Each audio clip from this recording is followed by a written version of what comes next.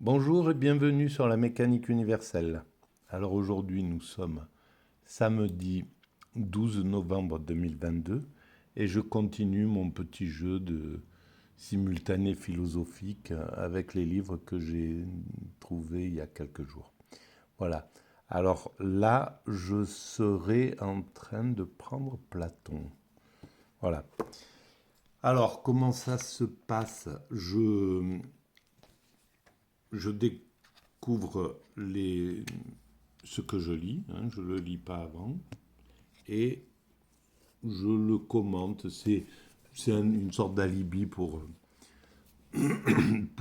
essayer de préciser un peu la théorie que je développe sur mécaniqueuniverselle.net qui s'intéresse à l'évolution de l'humanité, où nous allons. J'essaie de démontrer que l'humanité est orientée de façon automatique, obligatoire, je ne sais pas comment le dire, vers une finalité qui serait son ultime perfection, en somme. Voilà. L'humanité va vers son ultime perfection. Et j'essaie de démontrer sur ce site Mécanique universelle qu'est-ce que c'est que cette ultime perfection. Pourquoi nous allons vers cette ultime perfection. Pourquoi l'homme passe de... Donc nous étions des primates naturels, nous sommes des hommes constructeurs de l'humanité et nous allons vers l'humain abouti. Voilà, l'humain abouti, c'est cet humain, parce qu'en fait, évidemment que la perfection que vise intuitivement, sans le savoir clairement, l'humanité, c'est la perfection intime de l'être humain. C'est pas une perfection technique. On n'est pas sur cette planète pour améliorer la technologie, pour avoir des voitures flambant nickel, des montres qui tombent jamais en panne, etc., ou quoi que ce soit, ou même d'arriver à une planète totalement écologique, ce qu'on parviendra à faire. Évidemment, il faudra encore quelques siècles, sans doute, d'évolution. Il reste encore un peu du temps d'évolution, mais nous arrivons vers la finalité de ça. C'est mon point de vue, hein, c'est le point de vue que je défends sur la mécanique universelle. Voilà, alors je vous renvoie à la lecture de la mécanique universelle. Il y a le lien en général en dessous de ce. Alors voilà, là je vais ouvrir cet ouvrage. J'ai vu qu'il y avait une partie qui était... J'ai lu un petit peu la table de matière. Bon, il y a beaucoup de choses qui m'intéressent. L'aporie, les impasses de la science-sensation, la faveur divine, l'âme, l'éros, la mort, la solitude du philosophe, etc.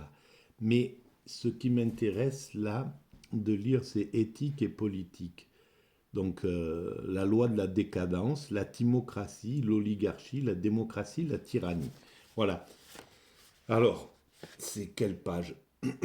Voilà, 169. Alors, donc c'est un livre pour connaître Platon de Simone Manon chez Bordas.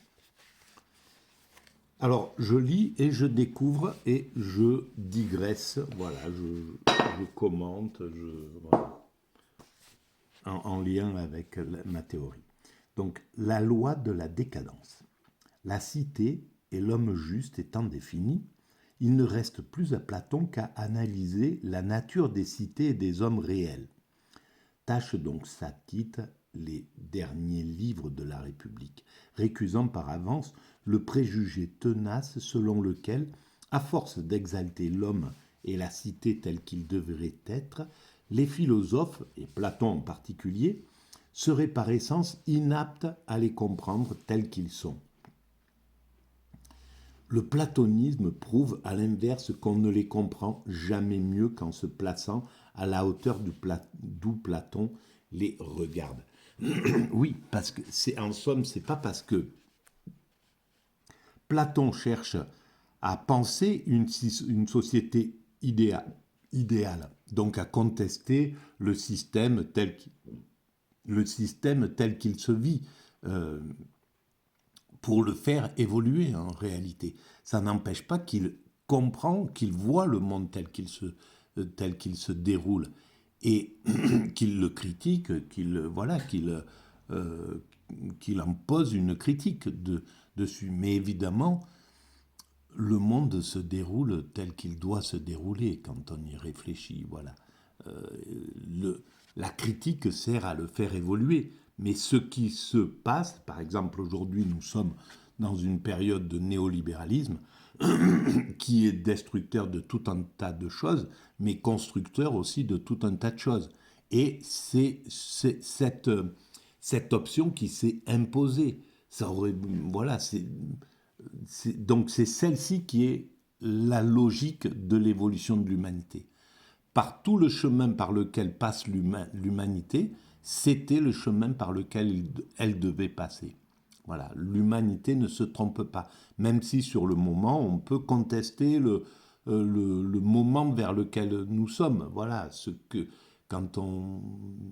on regarde les deux guerres mondiales du XXe siècle, on peut être révolté par ce qui s'est passé, mais l'humanité devait passer par ces périodes, par ces drames, par ces catastrophes, on pourrait dire, pour évoluer dans le sens de son ultime perfection. Voilà. Donc,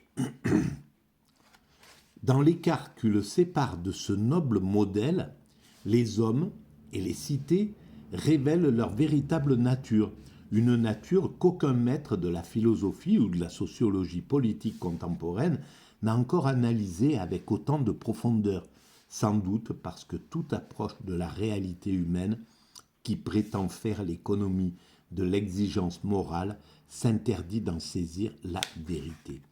Alors, pour moi, Platon, c'est le summum de la philosophie. Hein. Je le pense un peu comme ça. Et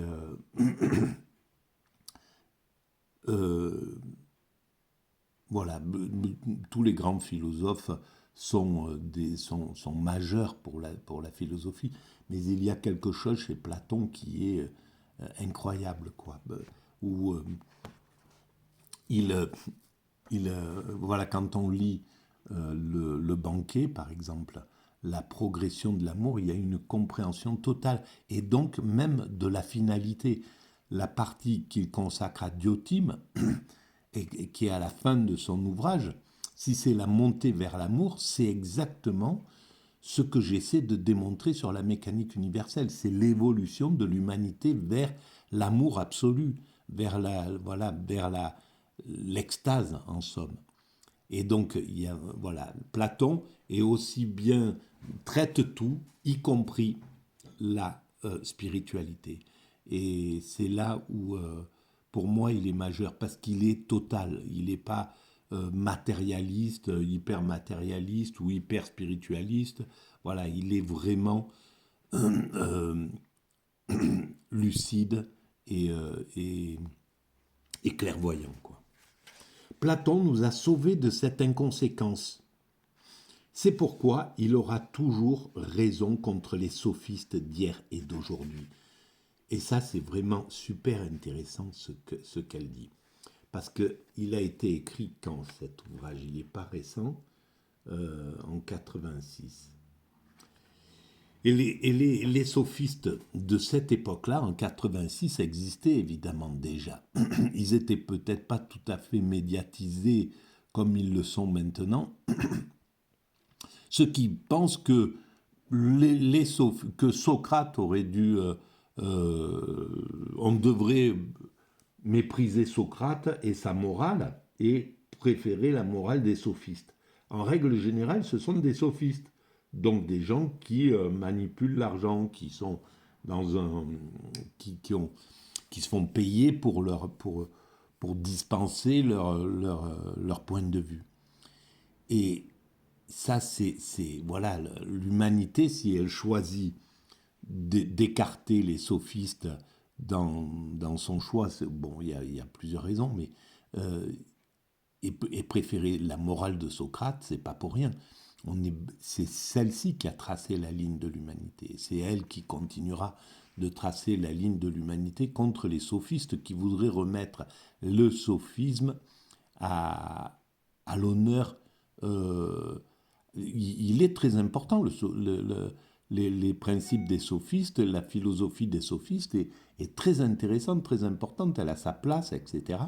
Mais elle ne doit pas tracer la route. Voilà, c'est tout, c'est un point de vue qui n'est... L'humanité doit tracer sa route à travers une éthique, une morale, des lois, un principe d'évolution, etc., qui est déjà en cours dans l'évolution de l'humanité. Voilà, on doit être meilleur que précédemment, voilà, on doit être plus humain, plus humaniste, euh, on doit aller vers plus d'égalité de la femme, on doit aller vers plus on doit resserrer euh, les salaires entre les riches et les pauvres, chose que le néolibéralisme ne fait pas. Donc c'est un petit moment de recul, mais qui sera compensé, parce que l'humanité, il y a toujours des moments de recul. Les guerres, par exemple, c'est des moments de recul, de destruction, etc. Mais globalement, ça permet, à la sortie de la guerre 39-45, il y a le comité de la résistance qui s'impose, etc., avec des, des, des, des valeurs sociales, il y a une progression sociale inouïe derrière ce moment.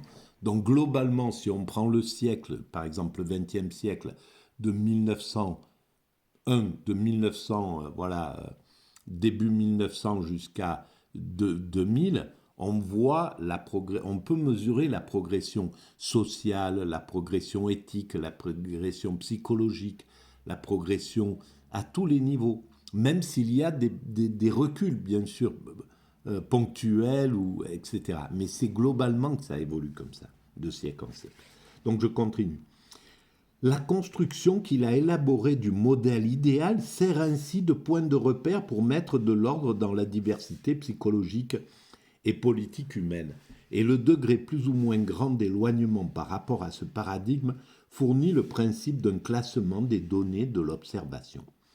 Alors évidemment, quand on a lu par exemple la cité idéale qu'il propose, il y a des choses qui sont insupportables à mettre en place, par exemple. Voilà, évidemment, il y a des choses contestables, etc. Mais on doit remettre toujours en perspective. C'est pas quelque chose qui doit nous offusquer et nous faire dire bon, Platon, ça vaut rien. Voilà, il faut être, il faut pouvoir lire les livres anciens, comme les livres sacrés d'ailleurs, à partir de notre vision du moment où nous les lisons. C'est-à-dire avec un esprit qui écarte d'office, instinctivement, comme ça, tout ce qui n'est plus adapté, voilà, et qui correspondait à la pensée d'il y a 2400 ans. Mais globalement, la pensée de Platon, elle est hyper novatrice, elle est hyper pointue. Voilà, alors après, il peut se planter, comme Hegel s'est planté ponctuellement, comme Rousseau s'est planté, etc. Ponctuellement, c'est comme ça. Mais globalement, ils sont dans la bonne ligne. Avec cette méthode, Platon distingue 4 types d'hommes et de constitutions correspondantes, puisque ce sont les mœurs des hommes qui font les cités et réciproquement. Mais c'est tout à fait juste, évidemment. Si nous sommes dans les mœurs là, qui c'est qui trace la ligne? C'est l'oligarchie. C'est eux qui, en ayant acheté les médias, nous donnent une ambiance, c'est eux qui tracent les valeurs de la société. Et on voit, quand on suit les valeurs de l'oligarchie, plutôt que celles de la démocratie, c'est-à-dire si c'était le peuple, si les médias appartenaient au peuple, et que les journalistes, voilà, enfin tout ce qui diffuse le système des valeurs était cohérent avec avait envie d'appliquer les valeurs profondes du peuple, on serait dans un autre monde, évidemment. On aurait une autre façon de penser. Quand c'est les oligarques, ben voilà, on a un système qui est agressif, qui est violent, parce que c'est le principe des dominants qui sont combatifs, qui sont compétitifs, qui sont agressifs, etc., qui sont narcissiques, etc. Donc, ils montrent, en fait, on est on subit le modèle qui nous est proposé de suivre. Voilà, c'est tout. Et c'est pourquoi le monde est si dur, violent actuellement. Il sera dépassé. Cette oligarchie au pouvoir sera dépassée bientôt, sans doute même à mon avis, parce que par excès, la toute-puissance conduit à son autodestruction dans un système, pour n'importe qui. Hein. Si dans un village vous laissez la toute-puissance à quelqu'un qui fait régner la terreur, il finit mal. Voilà, alors il pourra le faire régner pendant 1 an, 2 ans, 10 ans peut-être, mais il y a un jour où quelqu'un voilà, où le système l'arrêtera et l'enfermera, voilà. Et ça sera valable pour ce moment oligarchique, c'est clair. Donc, qui font les cités réciproquement, qui lient les uns aux autres selon une loi qui est celle d'une décadence progressive. Et ça, c'est vraiment incroyable.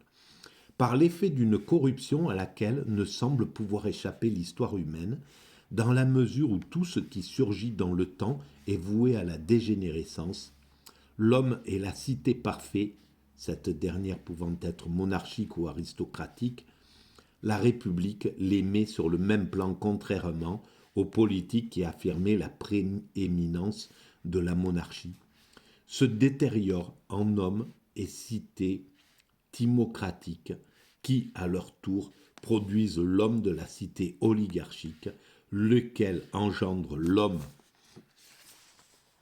et la cité démocratique, et de ces dernières sortant l'homme de la cité tyrannique. Alors, c'est peut-être pas sous cette forme exacte, parce que après, c'est la démocratie qui a amené l'oligarchie. En fait, là, l'oligarchie s'est imposée tout simplement parce que l'équilibre qui favorisait la démocratie, l'équilibre qu'il y avait entre le capitalisme et le communisme quand ils étaient deux concurrents, mais qu'ils finalement avaient chacun leur place dans l'humanité, faisait que la démocratie était la mieux possible pour le moment. Et quand le capitalisme a vaincu le communisme, il est rentré dans un état de toute puissance. Et dans cet état-là, c'est les vainqueurs, les guerriers qui ont pris le pouvoir. Les machos, en somme. Hein, on est rentré dans l'ère du machisme, d'ailleurs, direct. En Europe, ça a été les Tapie, les Berlusconi, voilà, qui ont donné une sorte de modèle et qui étaient des modèles voilà, de guerriers, voilà, un système comme ça, tout à fait, et on voyait la place qu'ils avaient pour les femmes, au moins pour Berlusconi, quoi, ce qu'il faisait, voilà, ce qu'il a donné. Donc c'est un modèle machiste, un modèle oligarque qui s'est imposé.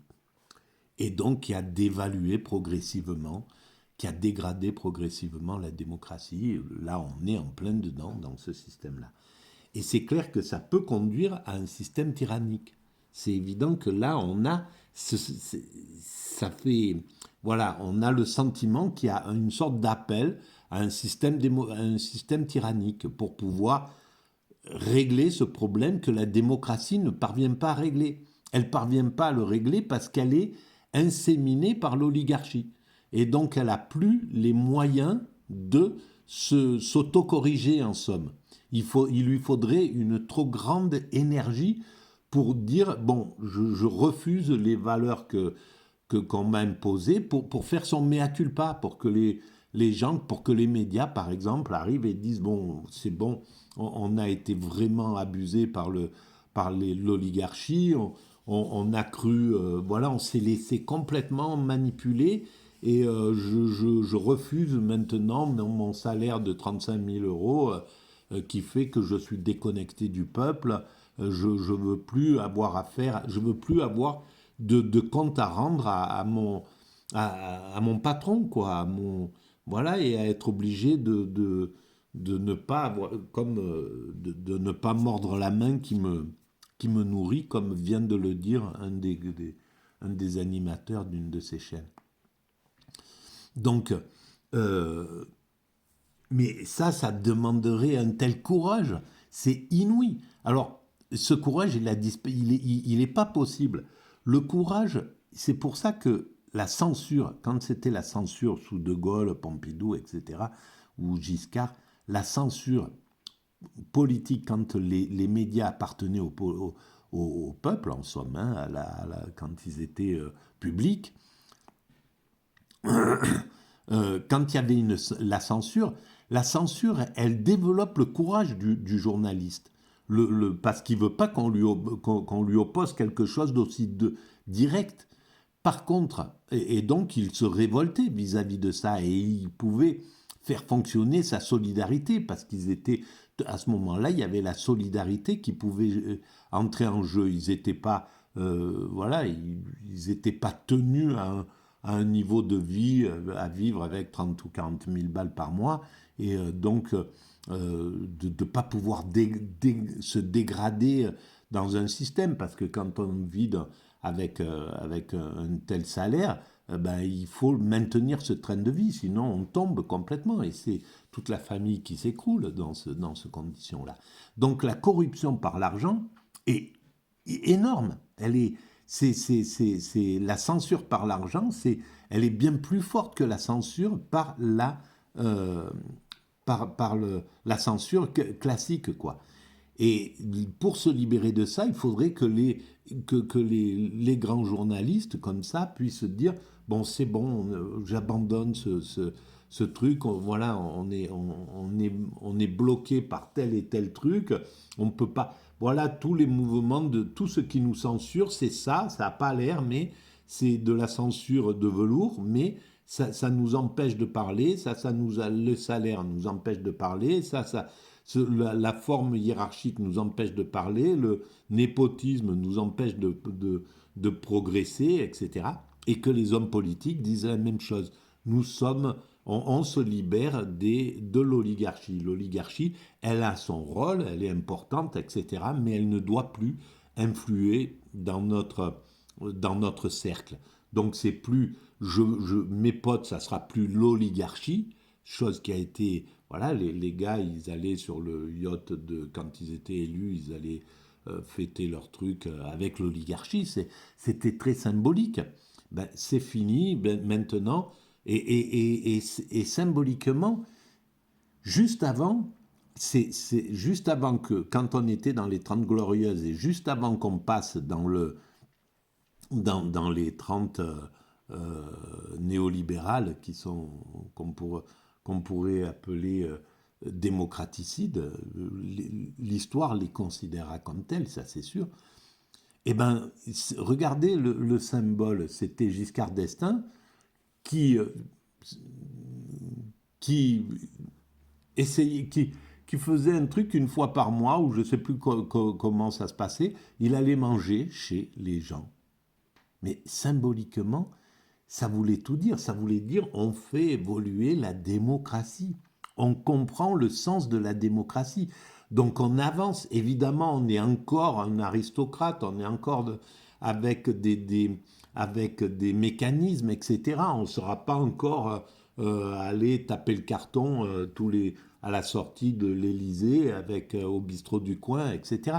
Évidemment, ça prend du temps l'évolution, mais ça donnait l'idée qu'on avançait vers la démocratie.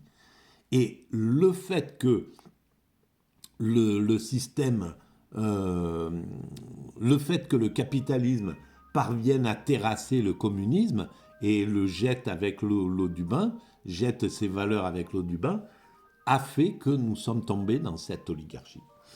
Donc, et de ces derniers sortant l'homme et la cité tyrannique. On pressent que des unes aux autres, ce qui s'altère, c'est le rapport convenable défini précédemment au sein de la complexité psychologique et sociale, le fer et les reins finissant par l'emporter sur l'or, que Platon appelle tyrannie. Le terme ultime de ce renversement n'étonnera aucun lecteur de son œuvre puisque le Gorgias l'a montré avec éloquence. L'autre absolu du philosophe, c'est le tyran. Socrate contre Calliclès, le monde à l'endroit contre le monde à l'envers. Et évidemment, si on rentre dans la tyrannie, eh ben, c'est clair que la pensée, elle est voilà, les charrettes, elles sont vite mises en œuvre hein, dans le système pour voilà tout ce qui critique, donc on va vers une sorte, c'est la dictature quoi, tout simplement. Et la dictature, on voit le mécanisme, comment elle est appelée par les extrêmes, comment les extrêmes la favorisent, c'est hallucinant. Et les deux extrêmes, c'est ça qui est incroyable, parce que l'extrême gauche, en choisissant mal ses leaders, en choisissant des leaders que le peuple ne peut pas supporter parce qu'ils sont des tribuns, des forts en gueule, des gens insupportables, quoi, en somme. En choisissant de donner la parole à ces gens qui sont hyper intelligents, mais qui devraient être dans l'obscurité, quoi, travailler, donner les idées, etc., mais pas donner l'image du système.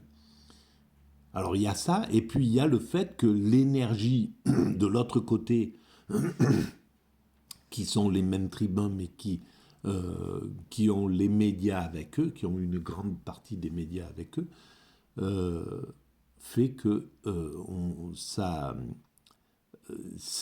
conduit, ces deux forces sont en train de conduire à une sorte d'appel à la tyrannie. C'est affreux, mais on est contraint de le regarder, on voit cette... Alors, qu'est-ce qui va se passer? C'est compliqué à savoir derrière ça, mais on voit à quel point les forces sont en train de s'orienter vers ça. Bon, bref. Je continue. Alors, la timocratie, je ne sais pas ce que c'était que la timocratie, mais bon, on peut trouver dans les régimes de Crète et de Sparte les traits caractéristiques de la timocratie. Non point que Platon prétende à la fidélité historique. Son regard est celui d'un philosophe, et là, comme ailleurs, il va droit à l'essence et à l'éternel, dégageant de la complexité apparente des institutions existantes ce qu'elles ont d'exemplaire d'une structure une et identique, repérable à d'autres époques, en d'autres lieux, sous d'autres apparences.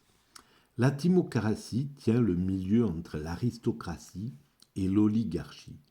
Elle retient de la première le respect des magistrats, l'aversion des guerriers pour l'agriculture, les arts manuels et les autres professions lucratives, l'établissement des repas en commun, la pratique des exercices gymnastiques et militaires. Dans la République 547D. Mais elle tend vers la seconde car la musique ayant été délaissée, la raison n'est plus conservatrice de la vertu et l'amour des richesses commence à exercer sa funeste action.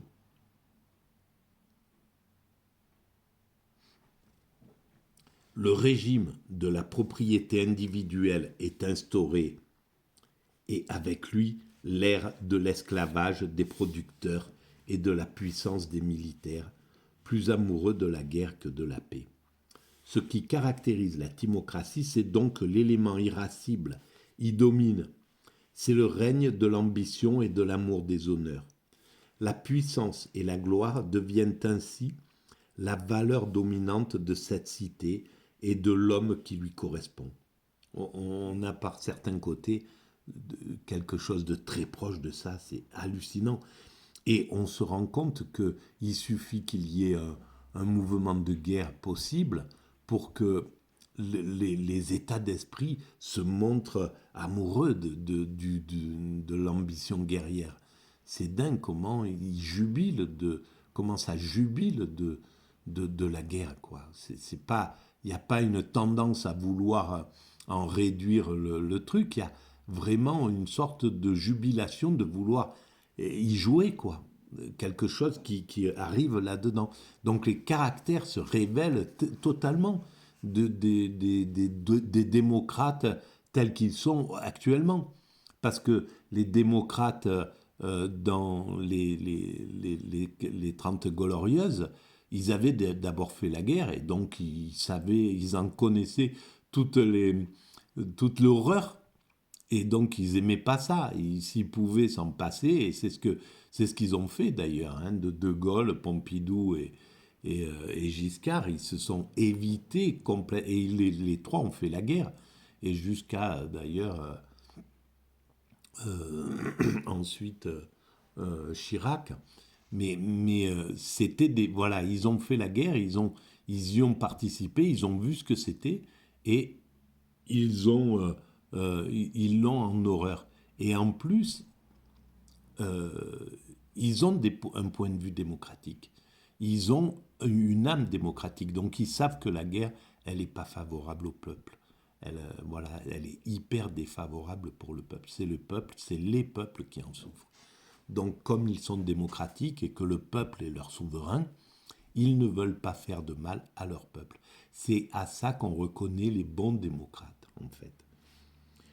L'homme timocratique a encore du respect pour la vertu, mais n'étant plus soumis à sa douce convenance par une culture appropriée, il adore en secret les richesses et les plaisirs qu'elle procure. Aussi prend-il le meilleur entre les deux parties qui le tirent. Et voilà, là, les richesses et les plaisirs qu'elle procure. C'était pas ça qui animait De Gaulle, c'était pas ça qui animait même Pompidou qui en avait plus, qui n'avait pas besoin de ça en somme. Il n'était pas animé par ça, par la richesse et les plaisirs, la notoriété, la richesse, le plaisir. C'était des, voilà, c'est pas la même chose. Aussi prend-il le meilleur entre les deux parties qui le tirent, livre le gouvernement de son âme aux principes intermédiaires d'ambition et de colère et devient un homme altier et féru d'honneur. République 550b. L'oligarchie. Le prestige des richesses non avouées dans le régime précédent. En 548 ABC, Platon souligne l'avarice et l'hypocrisie des Spartiates, dont la cité est la plus riche en or à l'époque du philosophe. Donc le prestige des richesses non avouées dans le régime précédent finit par l'emporter sur la feinte, donc sur la timocratie.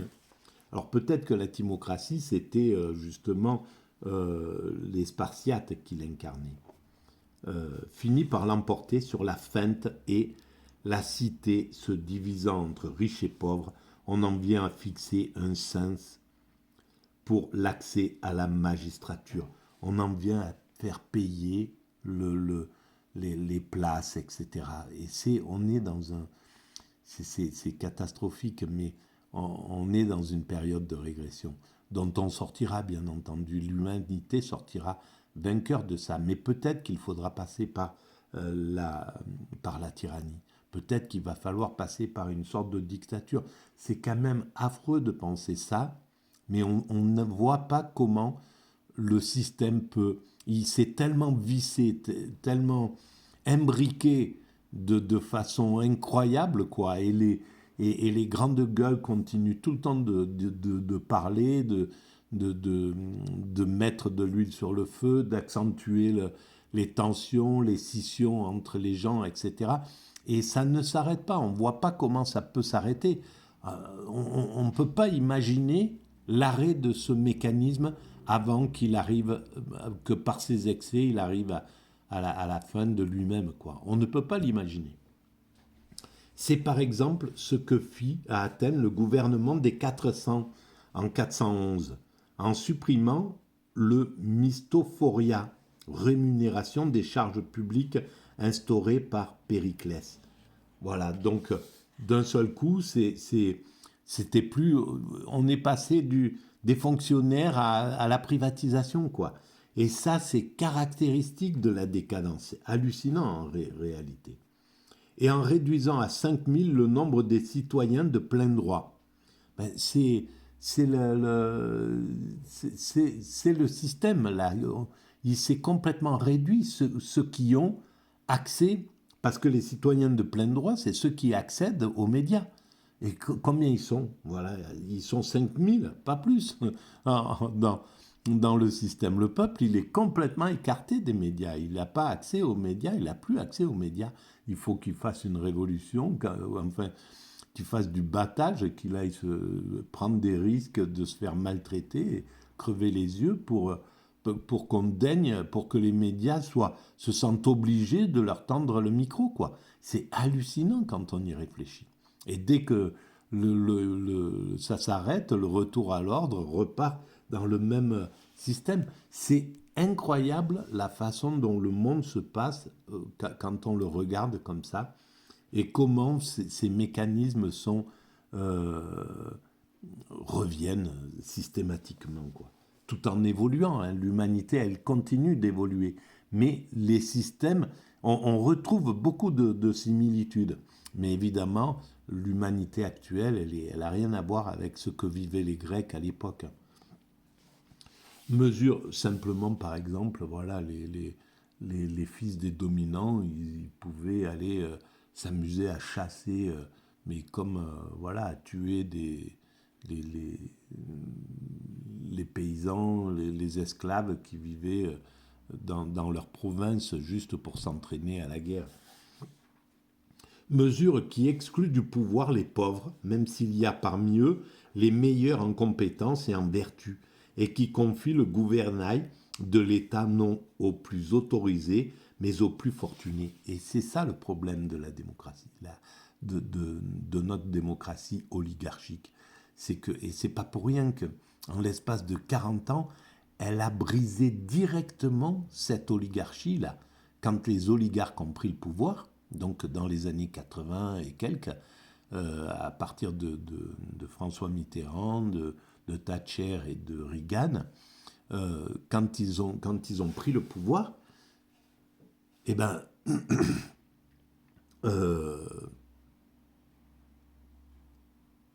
oui, ils ont brisé directement sans ça. C'est intuitif, hein, c'est pas forcé, c'est pas une décision, c'est pas intentionnel, c'est mécanique en somme.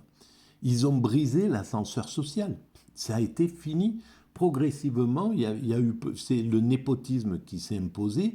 Les castes se sont remis. Ils ont commencé à faire des carrés VIP. Symboliquement, tout était là, quoi. Les plateaux de télé ressemblaient à des arènes de kitsch où il n'y avait plus qu'un plateau bien éclairé et un public qui était maintenu sur des gradins avec un gars qui les obligeait à rire, à applaudir, à conspuer, etc. Bon, bref, un public qui est devenu le peuple, donc, hein, symboliquement, qui est devenu voilà, un instrument, quoi, hein, un instrument de consommation, un instrument, voilà. Donc, on se retrouve exactement à ça. Honorant les richesses, l'oligarchie introduit dans la cité le libéralisme économique et fait croître en son sein une classe de frelons, aristocrates ruinés qui n'ont pas d'autres préoccupations que de détruire la cité, car toute cité où tu verras des pauvres recèle aussi des filous, des coupe-bourses, des hiérosouls et des artisans de tous les crimes de ce genre. Voilà. Et je vous renvoie sur YouTube les rues que l'Amérique, aux États-Unis, les rues constellées de personnes sans domicile, de gens complètement laissés pour compte, de plus que pauvres, voilà. Et comment ça se fait? Et c'est exactement ce que font les oligarques. Et c'est pour ça que nos gouvernants sont des oligarques ou des aficionados des oligarques. Et on est en oligarchie, clairement, quoi. L'oligarque a renversé en lui la saine hiérarchie et ayant soumis l'élément supérieur et intermédiaire de son âme à la force des appétits, il songe moins à s'instruire et à défendre la cité qu'à thésauriser de manière sordide. Et c'est exactement ce qu'il se passe. Mais en faisant pulluler dans la cité la race du frelon et du mendiant, il prépare sa ruine. Exactement. Et ça, c'est vraiment intéressant. Je vais arrêter là, parce que j'arrive à 40 minutes. Et bon, voilà, j'espère, je prendrai, quand j'aurai fini ce petit jeu-là, je continuerai, parce que là, c'est intéressant. Derrière, il y a la démocratie, et puis la tyrannie, bien sûr, et c'est la fin de l'ouvrage. On arrive à la conclusion. C'est dommage, ça mériterait d'être lu. Mais bon, ça va faire des vidéos beaucoup trop longues.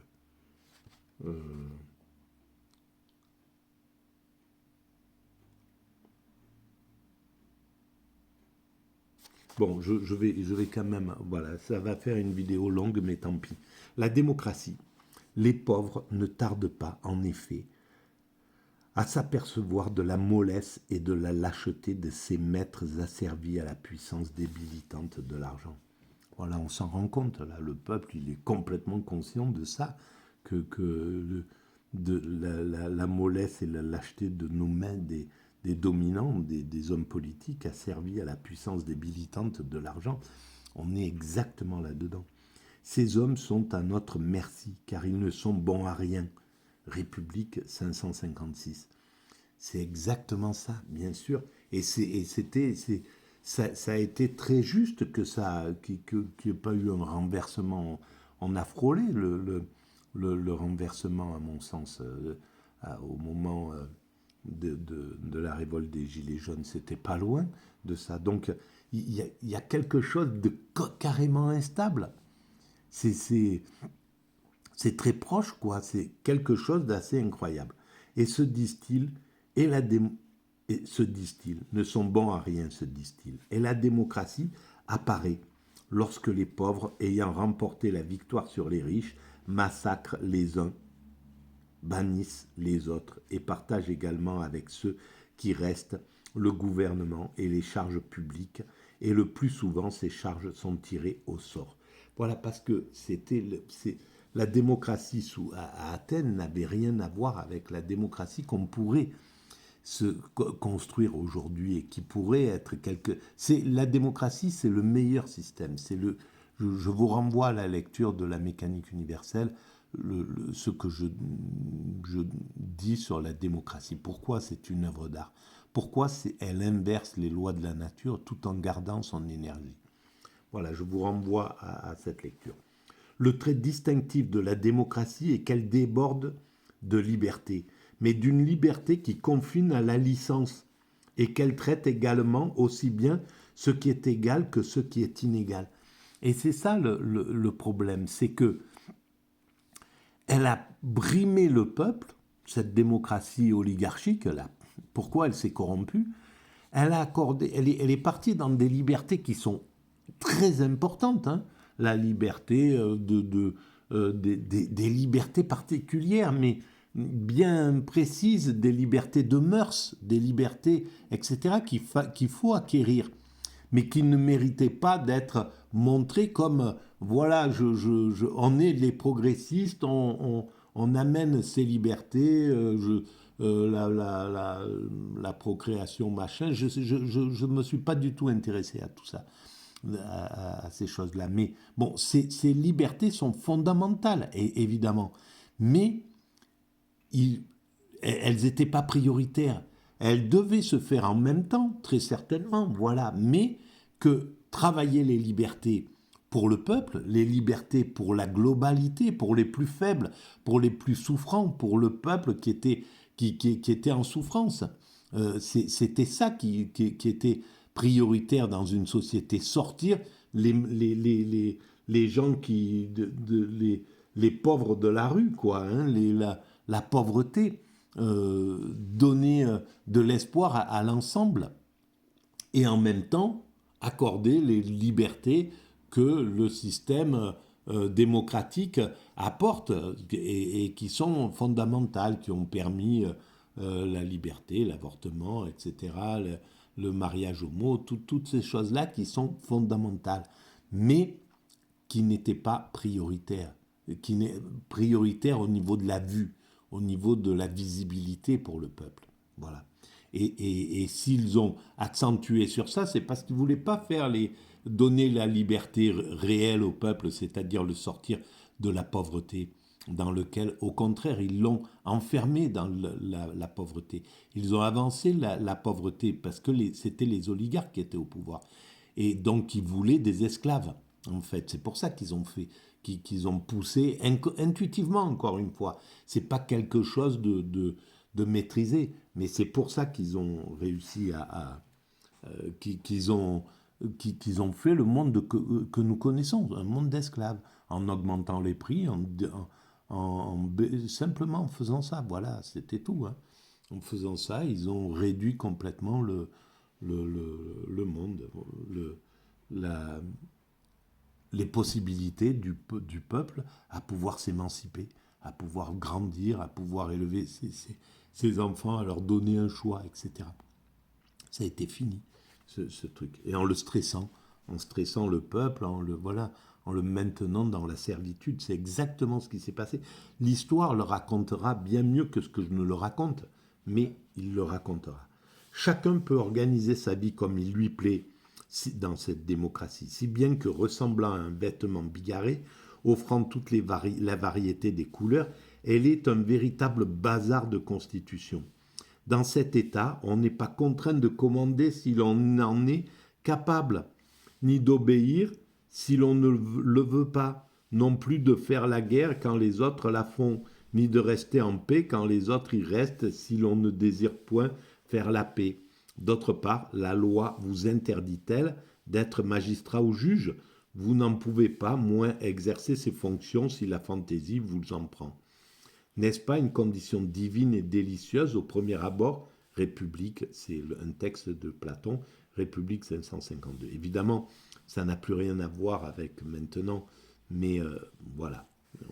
On voit ce qui se passait à cette époque-là dans les démocraties athéniennes. Délice sans doute de tous les régimes où l'autorité tombe en déliquescence. Les passions les plus diverses y sont reines, comme dans l'homme démocratique, aussi prodigue qu'avait été parcimonieux son père, l'oligarque.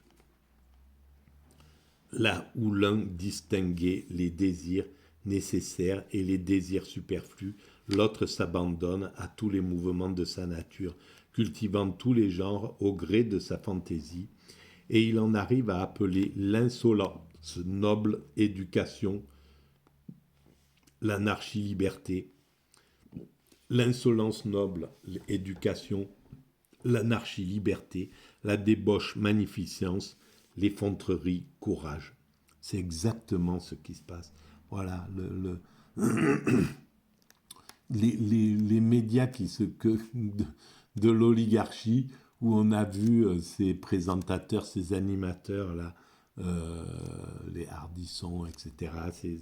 C'était ça qui a commencé là, à cette époque-là, qui faisaient croire que de parler de sodomie, de trucs, c'était du courage, quoi. C'est horrible.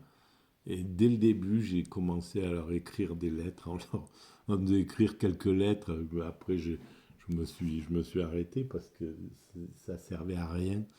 On était dans un état de surdité totale, mais j'avais compris directement que c'était de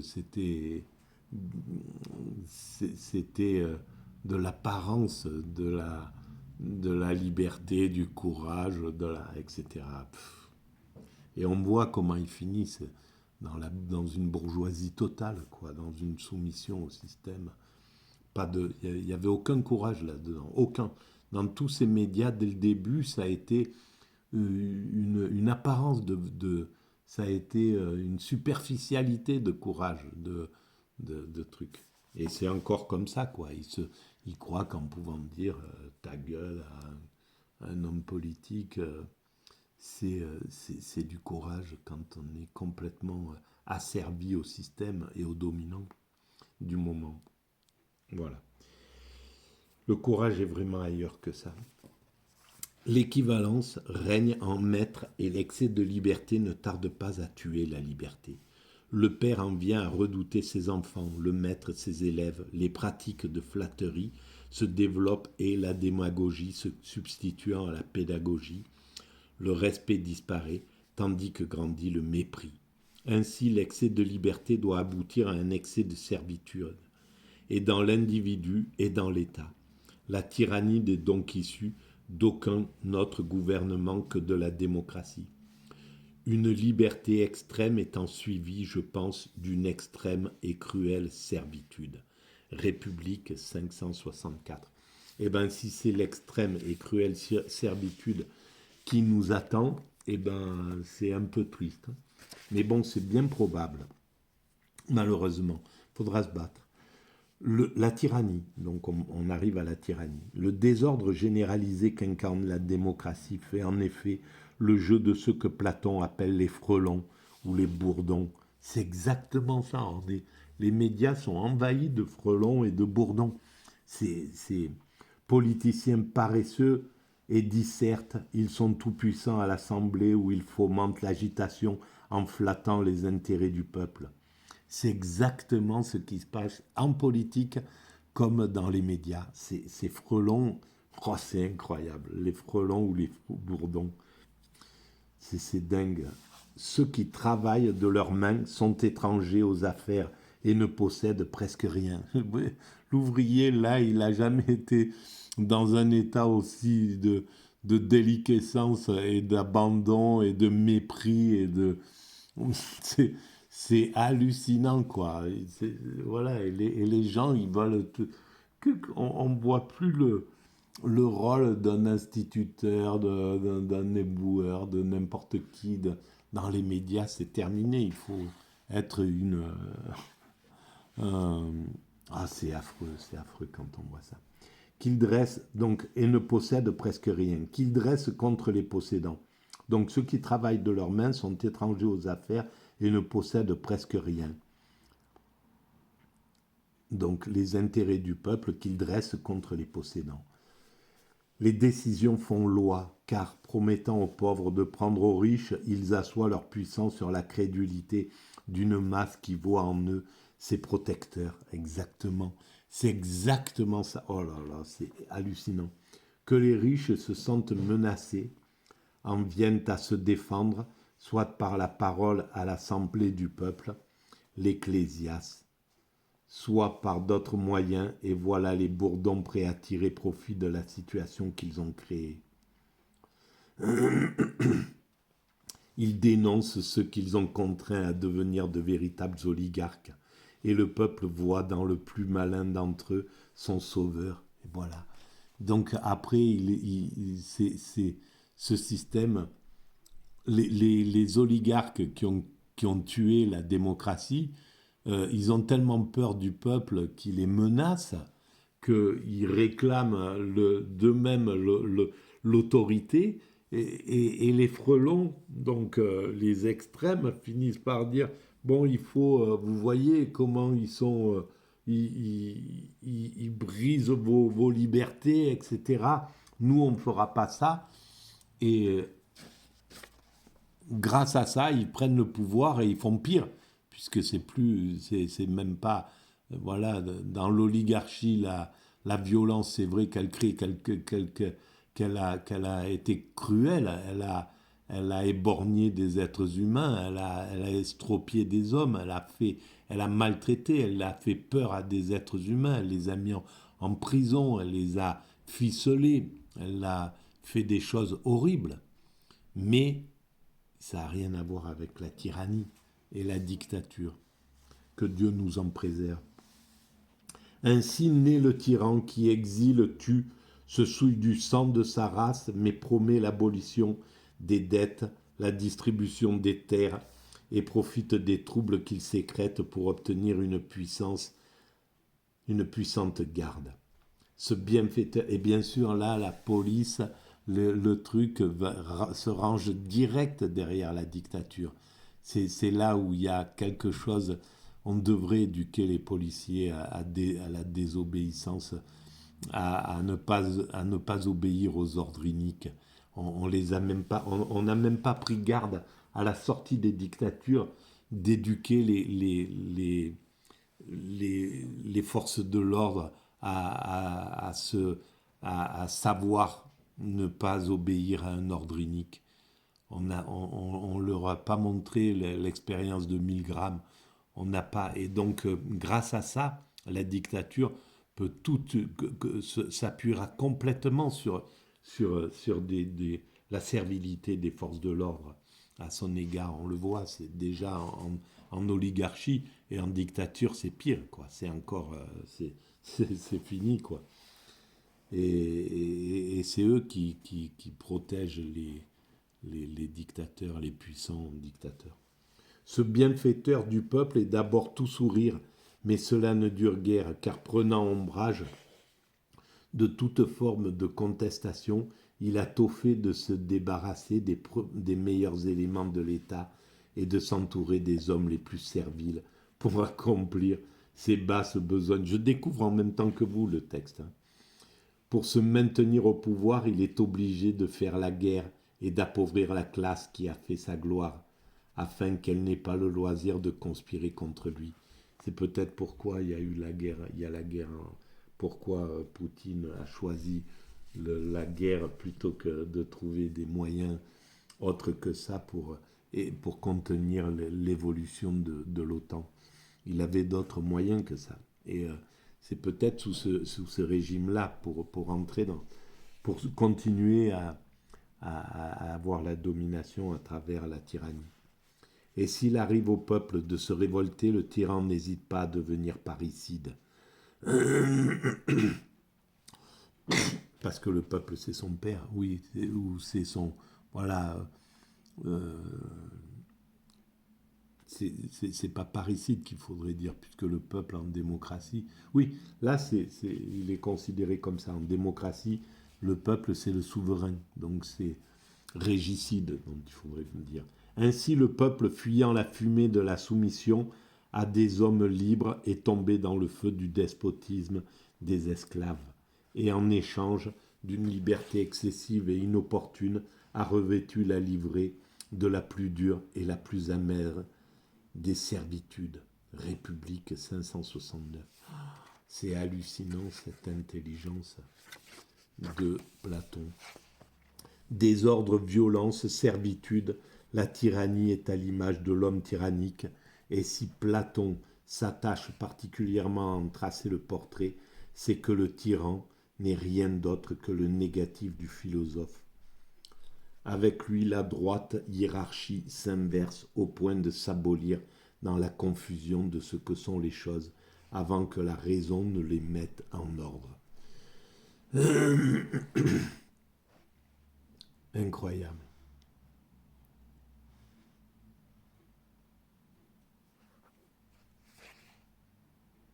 Incroyable.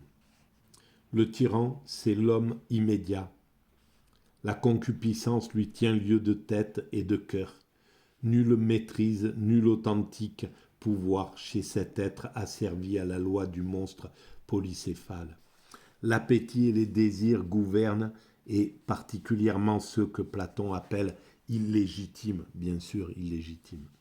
Ils sont probablement innés en chacun de nous, mais réprimés par les lois et les désirs meilleurs, avec l'aide de la raison, ils peuvent chez quelques-uns être totalement extirpés. où ne restait qu'en petit nombre et affaibli, tandis que chez les autres ils subsistent plus forts et plus nombreux. République 571b. Bien entendu, c'est juste l'œuvre des plus bas instincts qui sont à l'œuvre dans la tyrannie, dans la dictature, évidemment, c'est ça. Et, c'est, et donc, c'est les tortionnaires qui sont... Voilà, le tyran, il met des tortionnaires au niveau des patrons de ces forces de l'ordre, des tortionnaires dans les patrons de ceux qui gèrent la justice, des tortionnaires dans sa politique. Et avec, voilà, dans le système pyramidal, il arrive à neutraliser tout le système grâce à ça. Et ces tortionnaires, voilà, prennent...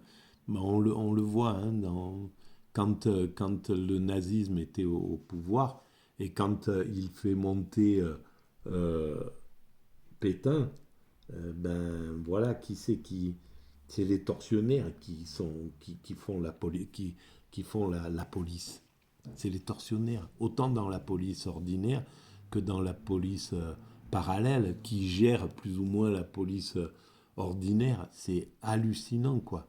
Et c'est les voyous, les malfaiteurs, les criminels qui sont là, qui existent, hein, dans la vie ordinaire. Mais normalement, ils sont neutralisés, ils sont contenus dans un système démocratique correct. Ils sont un peu, voilà, ils sont pas... C'est pas les tout-puissants. Là, ils rentrent dans la toute-puissance à ce moment-là. La rue Forisson, la rue... voilà, je ne me souviens plus comment ils s'appelaient pendant cette période-là. Bon, bref. Ils avaient droit de vie et de mort sur tout le monde. Il n'y a plus de règles, il n'y a plus de... C'est dingue. Sur quoi ouvre là? Mince, j'ai mal, excusez-moi, j'ai mal aux yeux. Platon pense à ces désirs qui se réveillent la nuit lorsque repose la patrie, lorsque repose la partie raisonnable de notre âme.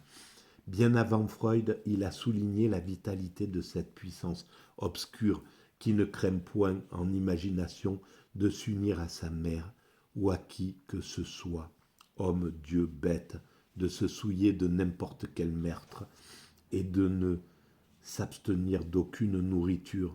En un mot, il n'est point de folie, d'imprudence dont elle ne soit capable.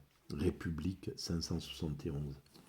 Origine de tous les désordres intérieurs ou extérieurs, c'est elle qui régit ce tyran intérieur qui s'appelle l'amour et qui, non affranchi par la loi humaine du chaos inhérent à la matière, s'épuise dans l'insatisfaction permanente et la recherche de nouveaux délices. Rien ne limite cette soif de jouissance. Elle s'emporte elle-même dans un flot qui s'enfle de sa propre impuissance à s'endiguer. Nulle loi pour contenir cette force. Elle dévaste tout, faisant régner autour d'elle une terreur dont l'homme tyrannique subit le joug intérieur. C'est pourquoi le tyran est l'esclave accompli.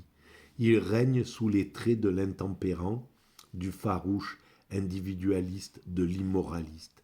Ben oui, bien sûr, et c'est pourquoi la tyrannie n'a qu'un temps, et elle finit par être renversée, par être... Voilà, c'est fini, quoi, à un certain moment. C'est ce type d'homme que, dans le Gorgias, Caliclès exalte avec le romantisme comme la marque distinctive d'un certain style de vie. Voici ce qui est beau et juste. Suivant la nature, je te le dis en toute franchise, c'est que pour bien vivre, il faut laisser prendre à ses passions tout l'accroissement possible, au lieu de les réprimer. Et quand elles ont atteint toute leur force, être capable de leur donner satisfaction par son courage et son intelligence et de remplir tous ses désirs à mesure qu'ils éclosent. Mais cela n'est pas, je suppose, à la portée du vulgaire. De là vient qu'il décrit les gens qui en sont capables parce qu'il a honte de lui-même et veut cacher sa propre impuissance. Il dit que l'intempérance est une chose laide, essayant par là d'asservir ceux qui sont mieux doués par la nature, et ne pouvant lui-même fournir à ses passions de quoi les contenter, il fait l'éloge de la tempérance et de la justice à cause de sa propre lâcheté. Car pour ceux qui ont eu la chance de naître fils de roi, ou que la nature a fait capable de conquérir un commandement, une tyrannie, une souveraineté, peut-il y avoir véritablement quelque chose de plus honteux et de plus funeste que la tempérance? Voilà, il ne supporte pas le tempérant,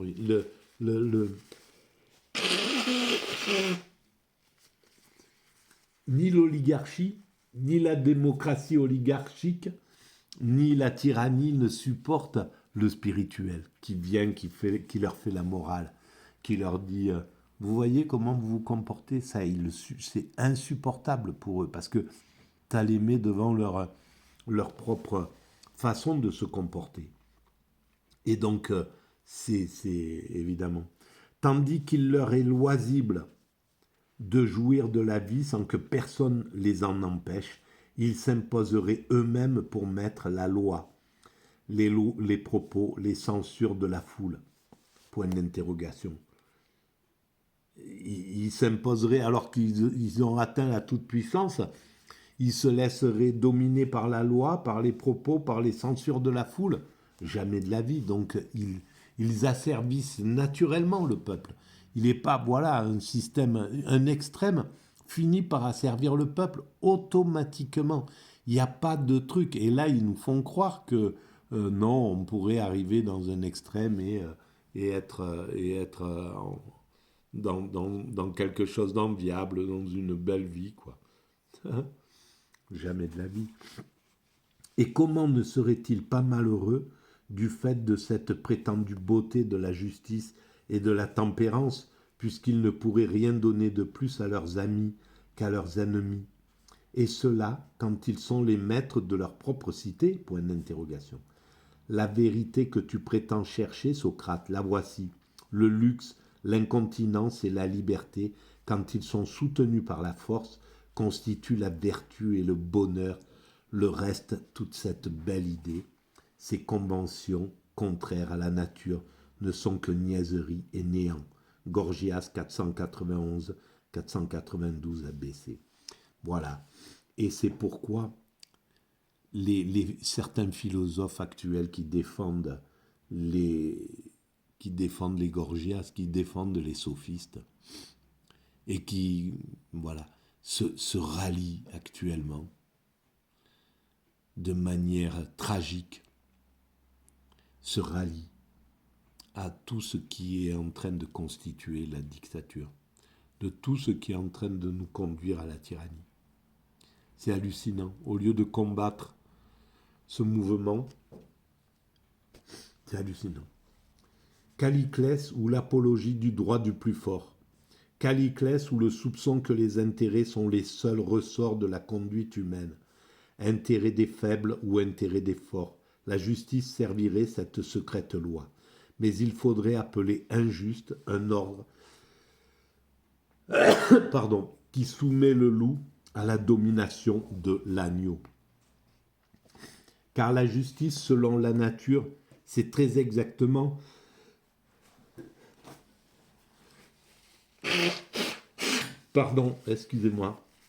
c'est très exactement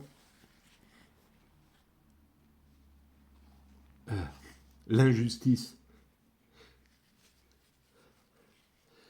Oh purée, je suis désolé. Je suis désolé. C'est pas vraiment agréable alors que ça me semble très important tout ce qui est dit, mais et c'est hyper désagréable à écouter. Purée, je suis désolé.